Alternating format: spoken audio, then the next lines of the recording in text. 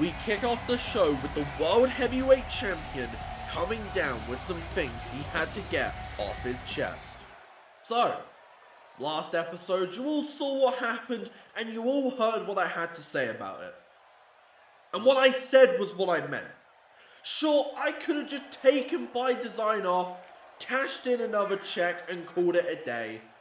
But what sort of world champion would I be if I did that? The way I see it, Bruno and Leonio, whilst neither man won the match, they didn't lose either, and that makes them both the #1 contender. And by design, I proved one of two things. Either I know my abilities and know what I'm capable of, or I'm stupid for even suggesting to have this match.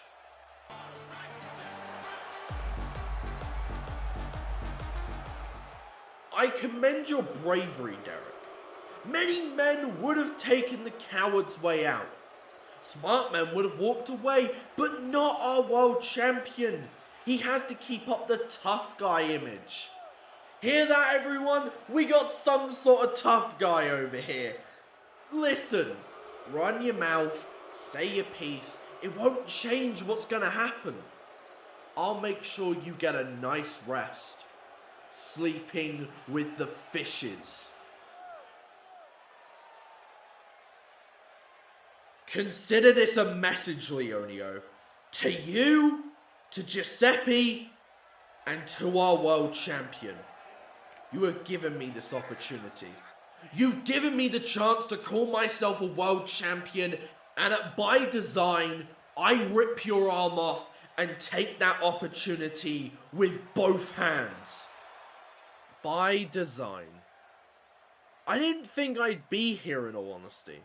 I lost to Luna Olsen thanks to Tori, and after that I didn't expect to get an opportunity. But either Avros or Skylar fought for me, and I fought for this opportunity. I'm going up against a martyr strategist and the heart and soul of the women's division, no matter how much certain people want to silence her. This isn't going to be easy, nor that I'd want it to be. I want my championship victory to be hard-earned, and for that moment to be unlike anything I've ever experienced in wrestling.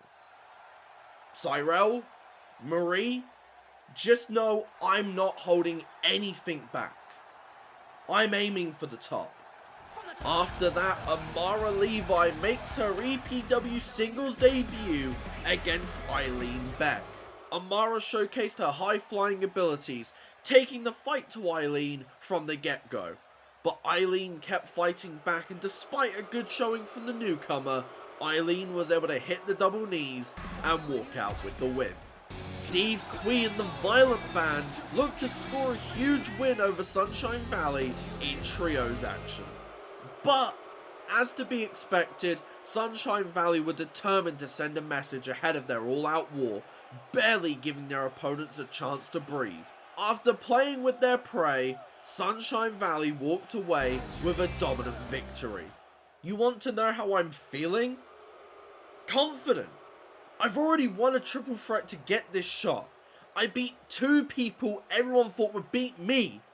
I've played the system, and now I'm 1 match away from capturing the Women's World Championship. So let's talk opponents. Jody Grimes, strength, power, but you know what they say, don't you? The bigger they are, the harder they fall. And as for Cyrell, I think I speak for everyone when I say I'm sick of her whole being, I hate Ace Fulton, so everything I do is for the locker room persona. Because let me tell you something, you don't speak or act for me. Because if you did, you'd hand me that championship, because that's what I want. And by design, I'm going to walk in as confident as ever, and I'm going to walk out with the gold. Up next came a match requested by Bullet Holland as he took on local talent Omar Montez. This was as one-sided as they come. Bullet hit Omar with a few big slams before hitting the Crucifix Powerbomb for the win. After the match, Alex Blade got on the mic. What you've just seen is the best wrestler in EPW doing what he does best and that is destroying everyone in his path. Tonight was nothing more than business, but come by design, you will see what happens when you choose to stand in the way of Bullet Holland. So Evan, I want you to cherish the time you have with your family. You know, Byron has a lot of spare time on his hands now. Cherish the time you have with friends, if you have any. And cherish the time you have left doing this as a career. Because Bullet Holland is going to end you. Well done, Bullet. You proved the same point you've been proving since you stepped into an EPW ring. That you're one of the best. I won't deny that, because then I would be lying. But your whole career has been riddled with one thing. Bad choices. Like choosing to join Empire, choosing to gun after myself and Jeff Riley, and all these bad choices will lead to you once again failing to get it done when it matters most. And look, I'm not stupid. It's a street fight. There are no rules, which means that Alex, Randall, whoever else decides to pop up from the long list of Blake Payne dick riders, they can all get involved. Which is why I have plans. I won't reveal any more than that, but just keep an eye on that. So Bullet, bring your A game. Bring your Alex Blade game as well. Because by design will be a true test of if you are the best that EPW has to offer. You know, Marshall, you sicken me. I'll give you props for copying the shield breaker, you know, that's fine, one-upsmanship and all that. But what disgusts me is you disgracing this sport by having to cheat to win. And it disgusts me more because you've proven you can beat me without any need for weapons. You're not a wrestler. You're just a no-good street thug. But if that's how you want to play it, to prove you're the guy to carry EPW on his back and I'm not ready, then how about this? When I beat your ass into the ground for what you did last episode, match 5, we throw out all the rule books. We go for no disqualifications, just so I can prove to you that I can be the heart of EPW, regardless of what's thrown at me. Danny Wells looks to get his wish as he takes on Marshall Henry in match 4 of the best of 5 series. Danny came in with a point to prove, and Marshall knew this, calmly and confidently countering Danny's offense.